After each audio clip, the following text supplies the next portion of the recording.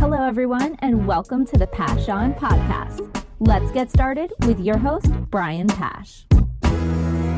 Hi, this is Brian Pash, and welcome to another exciting podcast this year in video as we ramp up for the 2024 Digital Marketing Strategies Conference. On today's podcast, we have Steve Roessler. He's the Chief Evangelist Officer for DriveCentric's. Let me hear an amen, Steve, because amen, brother. Let's go. Let's go. I have been hearing so much great news about DriveCentric.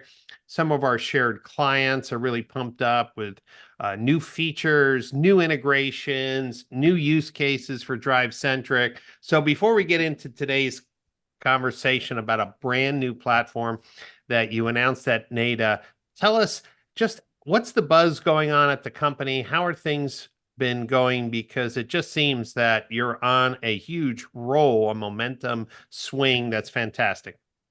Yeah, it's a wild ride. I mean, I go back to when I first joined like 9.5 years ago, and to think we had 35. Has it been that long? It's been that long. It's been that long. And I mean, it's always cool to see articles. I mean, this is my third startup, but just to get a startup going to where we're at today, it really is remarkable. And, you know, a lot of people still don't know us, but yeah, I started with 35 rooftops. We're now at 1,600, and we've just gotten some really good customers that really help catapult our growth. And we develop this technology. We promote ourselves as a tech company first and foremost, just happen to be in the CRM space. But the buzz right now, there's several different things, but artificial intelligence, as you know, at NADA, that was like the big buzz.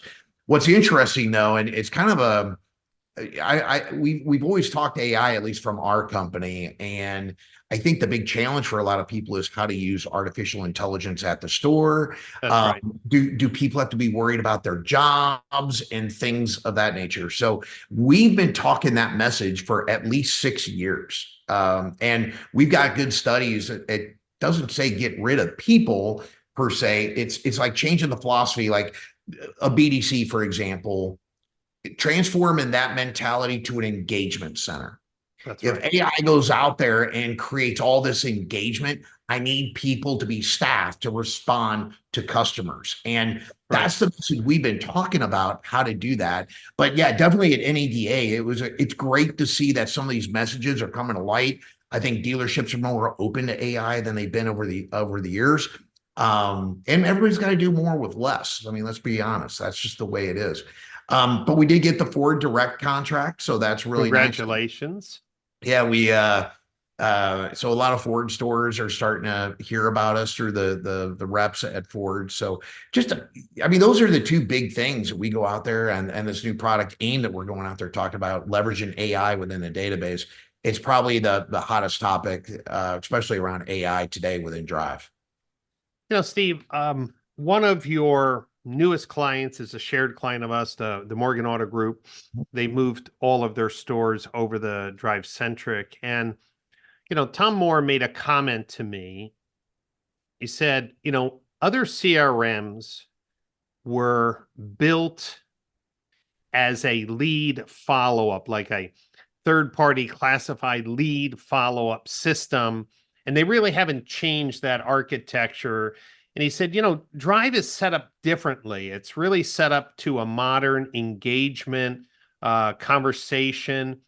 And, you know, honestly, I never thought of it that way. But with 1,600 dealers, right, there's a huge market for growth still ahead for DriveCentric. So for a general manager who's using one of the other automotive CRM companies, if there was one key distinction that you think of that resonates with general managers comparing whether it's eLead or VIN or Socket, I mean, these are all names.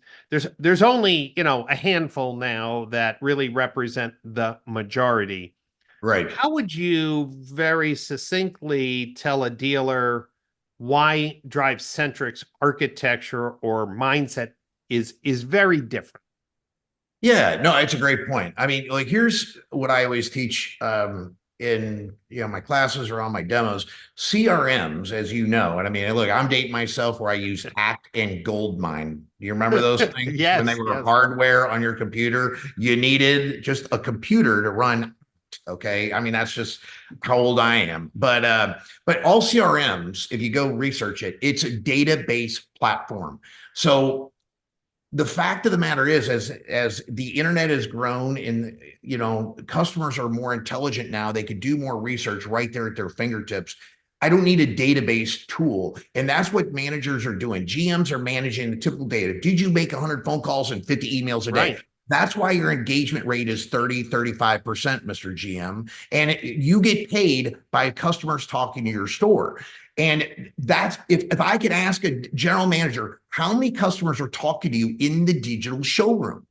The digital showroom, Brian, because we're an engagement platform, not a database platform, database is just secondary to a customer talking to my store. That's if I ask a general manager, how many customers are in your digital showroom today? That's a customer that's texting me, replying to my video, replying to AI, replying to, all these forms of communication we have now digitally.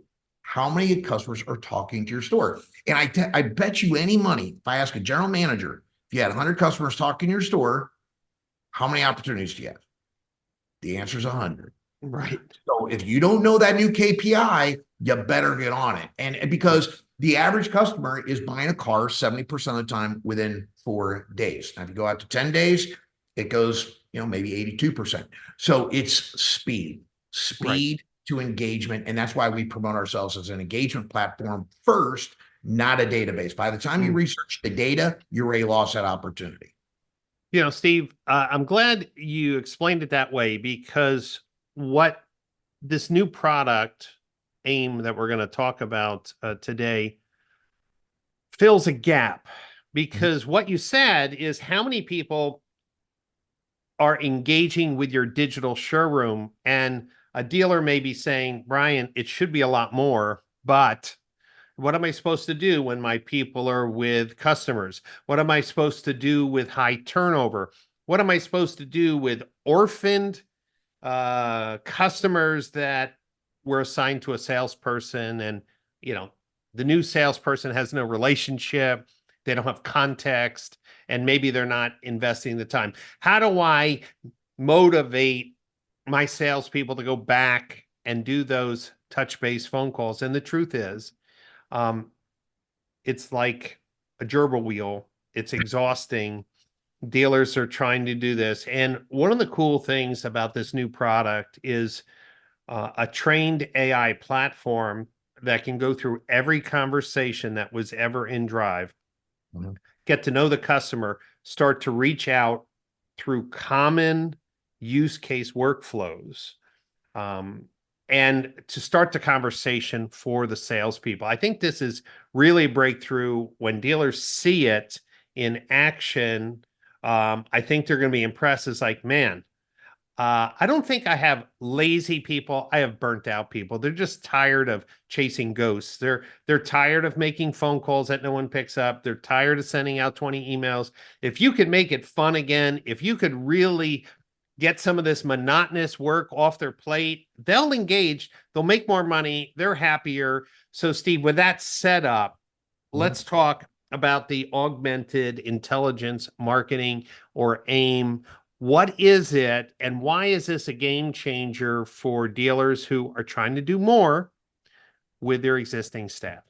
Yeah, well, I think here's the root of the problem. I think what salespeople want to do, let's just be straight up. What do salespeople want to do? They want to sell cars.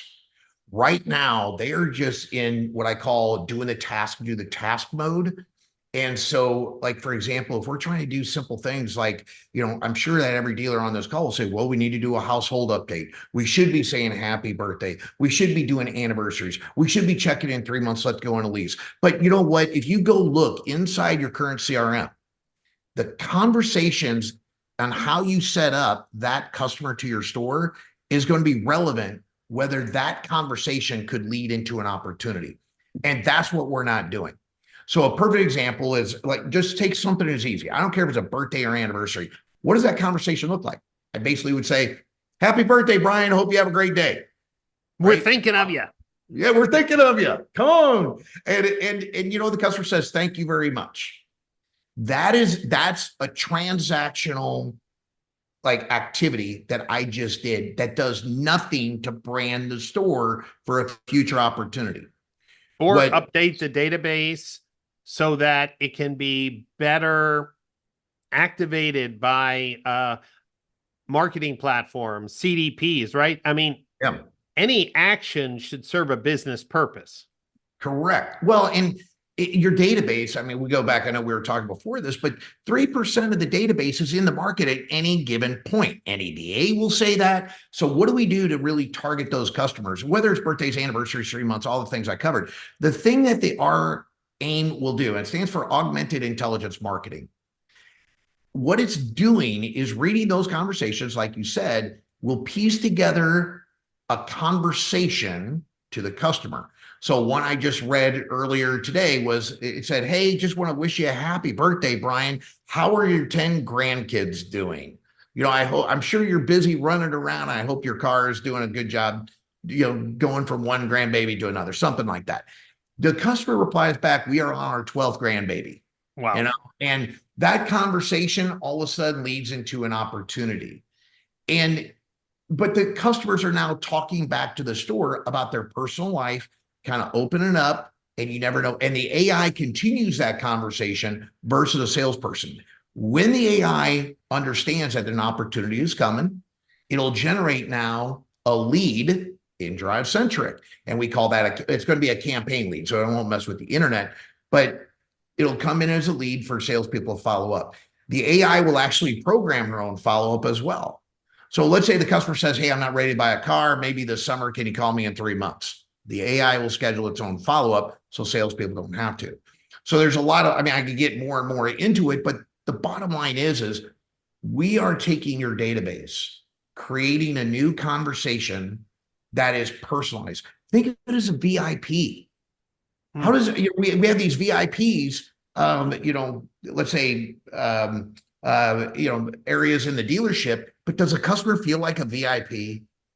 Probably not the way we talk.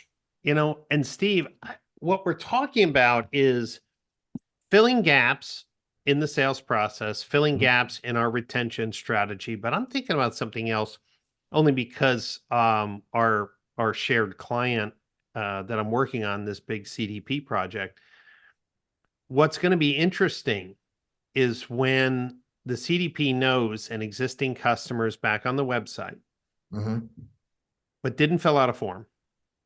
What I'm seeing, what AIM could do, the CDP can send notification into DriveCentric.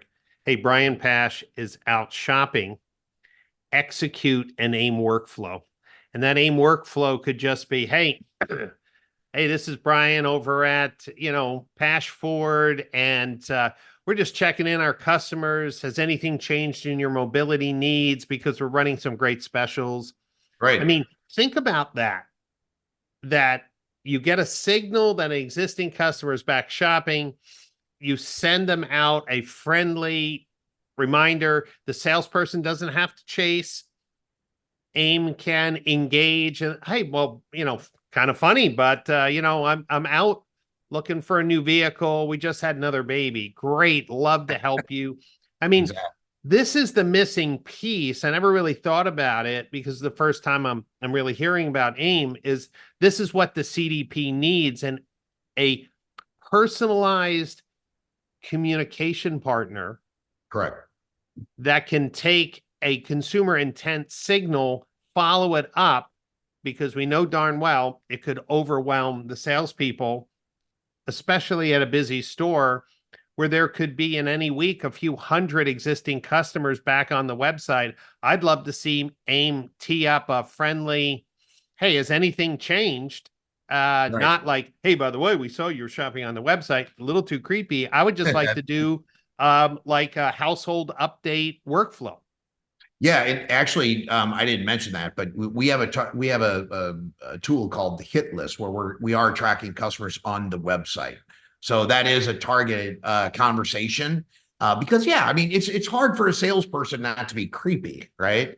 I'm just teaching people how to go on social media and not say, hey, I see you have 3 kids. Right. I mean, those are the things. So how do you approach that customer and have a conversation without being creepy? And it's an art when it comes to sales. And I always go back to salespeople want to sell cars, but the AI, and I should have given you this analogy because I think this is really cool. And I don't know the study. I would have to find the study again. But the way we want to leverage artificial intelligence is with humans, and that's why it's this augmented piece. So in the medical industry, doctors can detect cancer. I want to say it was 97% of the time. AI can actually go out there and do it like 94% of the time. But combine humans with AI, there's like a 0.5% error rate. You got to take that analogy on how AI is working with humans. It's, AI is doing the heavy lifting that humans don't want to do or may detect something differently in that study, for example. But the end goal is to get a customer talking to your store. And if we know that's the problem in automotive, we have to embrace what technology is doing to get those conversations going. If people did it like what Joe Verdi did way back in the day, we would need AI. Right. So Steve, for existing customers or people who are on another platform, I think it's important to make one differentiation.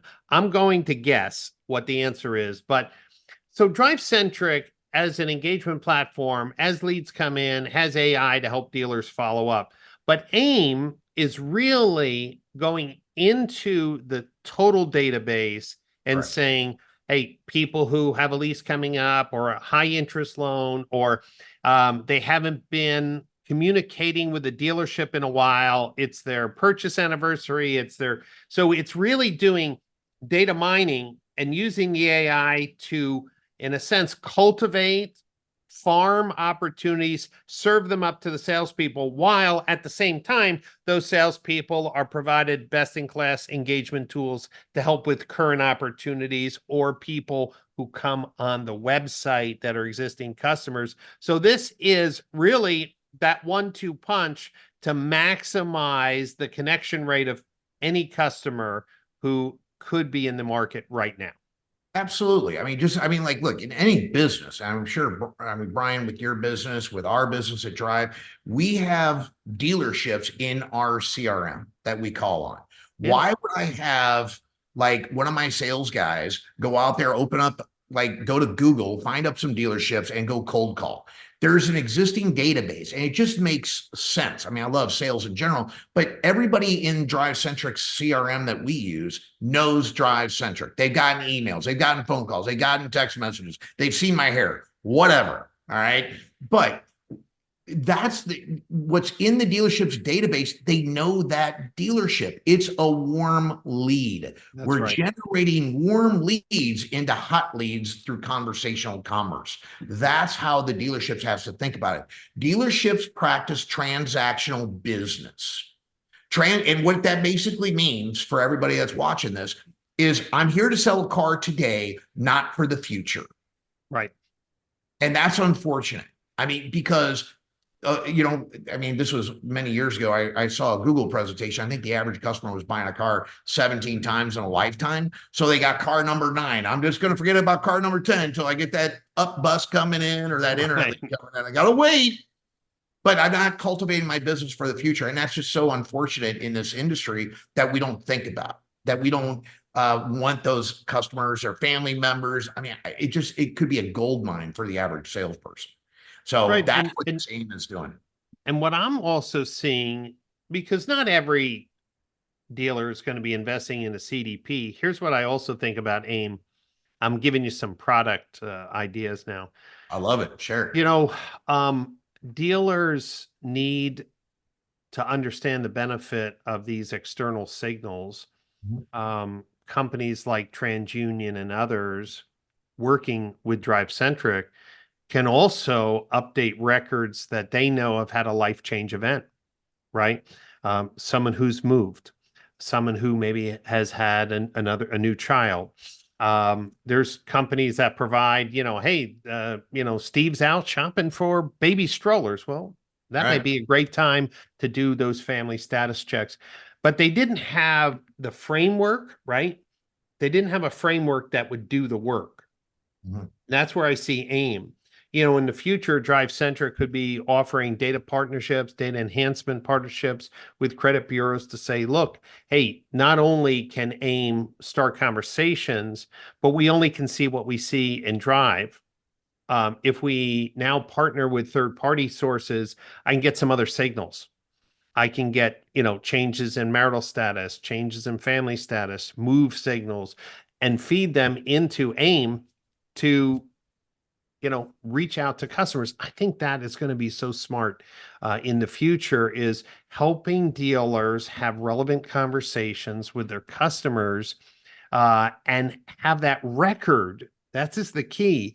Not in someone's cell phone that isn't being recorded, but have that record in Drive so that it builds a smarter communication channel. What do you think about that? This idea of using external data even to trigger AIM workflows? I would love to think that if it's doable, I mean, yeah, we would entertain something like that. Again, I know this is a new concept for everybody. So, but how we would get those external data points in Drive so it could read it, that's going to be how it would happen, is what I would guess. I think more importantly, the way I look at what we're doing is salespeople typically don't put in good notes right now about their customer. I think potentially, because I know, like, if obviously there's a household update and things like that, if salespeople now put in notes and they know that they have an assistant working for them on the data, I would hope that would encourage salespeople to actually use the CRM the way it's intended to. Wow. I didn't think about that. Right. If you had really a roll-up note taker or a smart tool that could help you develop smarter conversations each time, like if you knew that the AI would remind you about things that you forgot about, as long as you put them in the notes, that's an interesting motivational piece. I think that's going to be training, right, Steve? Well, yeah, I think you got to show, okay, why is this important to me as a salesperson? I mean, like, look, I've been doing CRM stuff for a very long time. And look, when I go into my CRM, I always put in the future note of what I'm going to be doing with whatever customer in whatever industry I was in. But salespeople should put in notes. They have 3 kids. This is where they went to high school, where they went to college, what they do for a living, whatever. I mean, those would be important things. If I was a car salesperson, I know what I'd be wanting to ask about. So I'm not transactional. Instead of saying, when can you come in? Hey, I know you're you're a doctor. Hey, is there a day that, we can get you to come in, or your schedule's freed up? Yeah. So what a different feel to, well, listen, we experience it, Steve. You brought up a good point. Just knowing, like, if somebody sends me a note and says, hey, Brian, have you been drinking any good Italian wine? Completely changes the conversation for, hey, Brian, what's up? You know what I mean? Yeah. Like, so it in my CRM, because I knew you were in Italy. Because I knew you were in Italy, my follow-up would be, how was your Italy trip? That would be my task. And then I start the conversation with that. That's what conversational commerce is. When you start off a conversation that has nothing to do with the other person and it's just a transactional, that's why we don't get as much good communication. You got to start the communication with a warm touch. And the warm touch is, what have you been doing lately?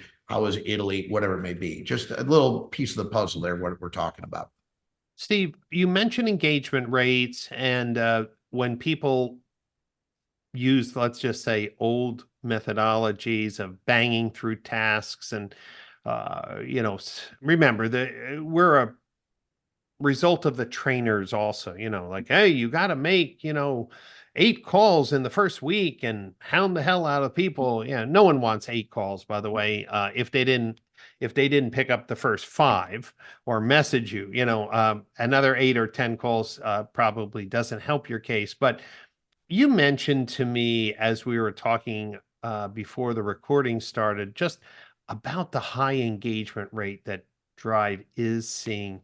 What type of benchmark could you share when dealers use DriveCentric's core engagement tools and then consider adding AIM now to really do this database workflow engagement, what type of engagement rates are you seeing compared to what it's like with a traditional CRM?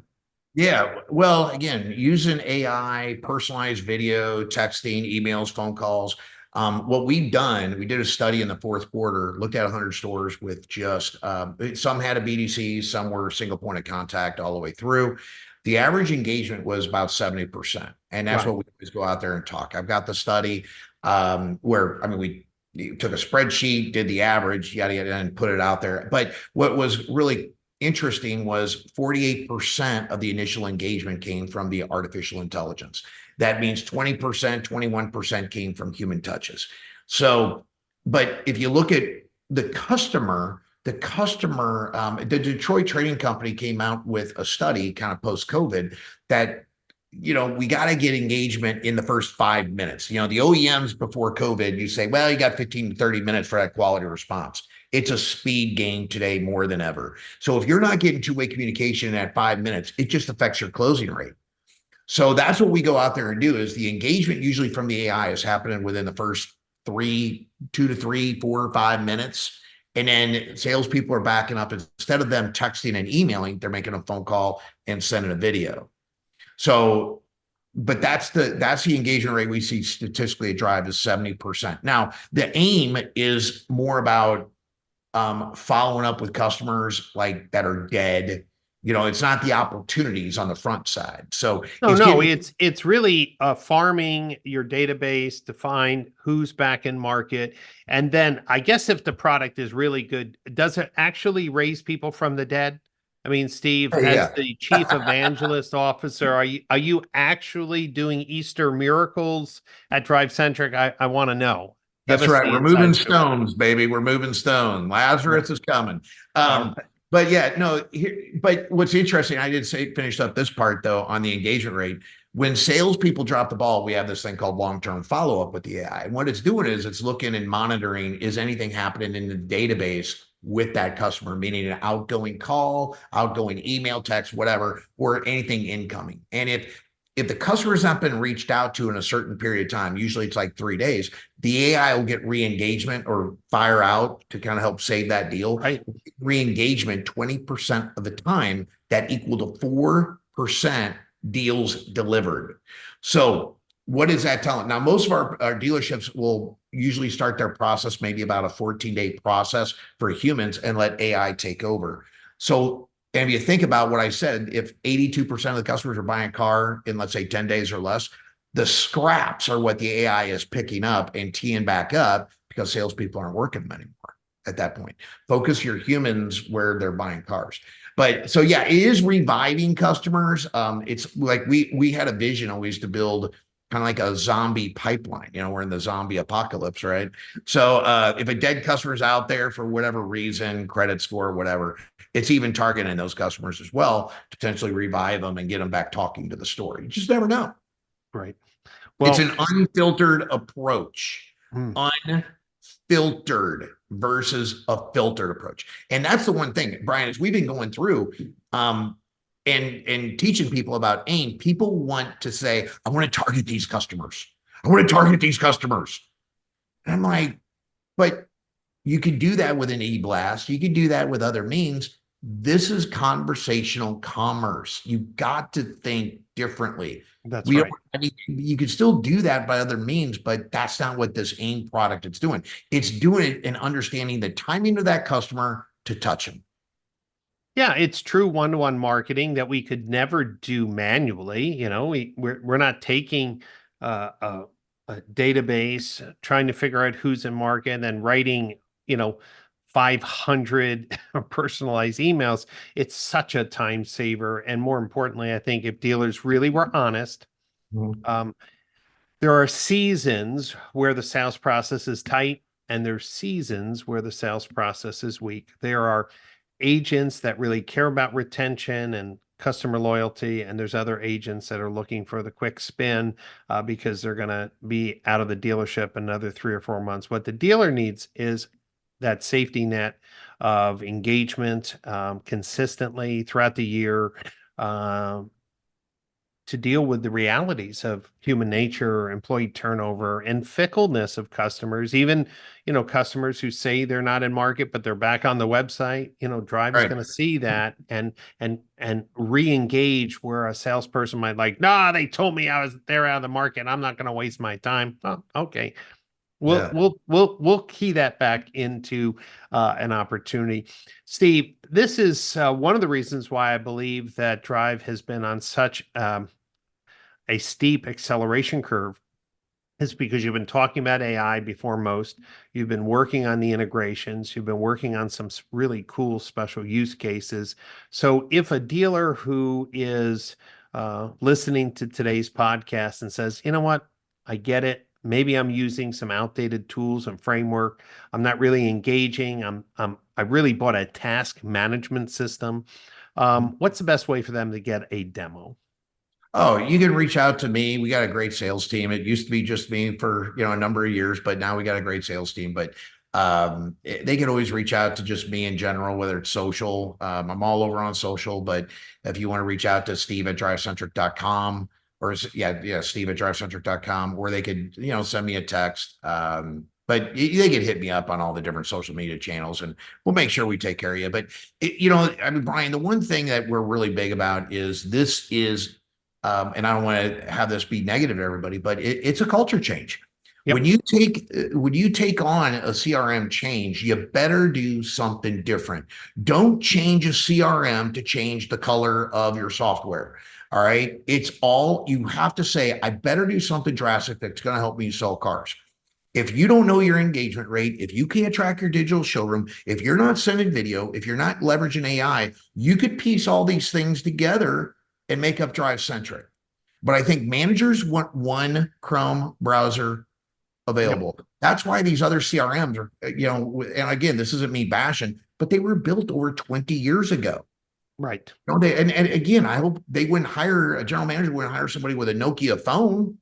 That's when we were using Nokia phones. Right. So I get on an iPhone 15, will you? I mean, that's what your people are using, So it's the times have changed, the customers has changed, and we got to think engagement is the number one priority for dealers to succeed.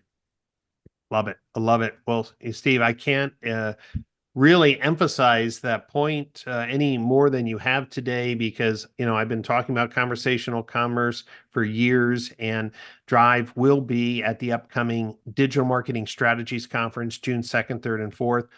And at this conference, we're really going to be focusing on the new breakthrough technologies that are helping dealers have better communication with their customers, better marketing campaigns. We're going to be talking about identity and CDPs and AI-driven communication. What I love about today's conversation is you filled in a piece of the strategy that I know we need at Morgan. And so I'm going to push that, with your executive team, with the Morgan executive team, to see what it would be like when not only is AIM data mining within DriveCentric, but what happens if we get some signals in the CDP from TransUnion, from the Neustar acquisition, from website activity that can give you some additional signals to trigger AIM workflows. I think that's going to be amazing.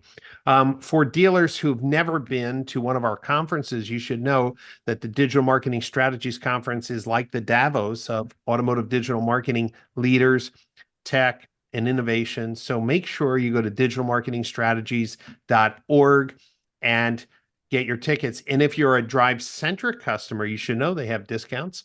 And hey, come on, they do. I'll promote that, baby. That's it. So come and see Steve in action at the show. We are going to be really pushing the industry forward and higher to be more efficient, more profitable, and really to elevate the customer experience. Steve, this is what is really the core benefit of DriveCentric. It's a better customer experience. Am I getting that right? Yeah, get rid of your templates and just talk to the customer. I mean, just humanize it. It's not hard. I mean, talk to your customers like they're your friends. I don't send a template to my friends. I talk. Yes. Amen. to that. You've heard it, the Chief Evangelist Officer from DriveCentric, Steve Roessler. Thanks so much for being on the show. I look forward to hanging out with you in Austin, Texas at DMSC. And to all our viewers today, I want you to remember that there are hundreds of interviews with industry leaders on my podcast channel. So just search for the Brian Pash Podcast, and you'll have a chance to listen to some other great interviews from leaders just like Steve. Thanks for watching today. Thanks for listening if you're in the car driving between stores, and we'll see you soon in Austin, Texas at DMSC.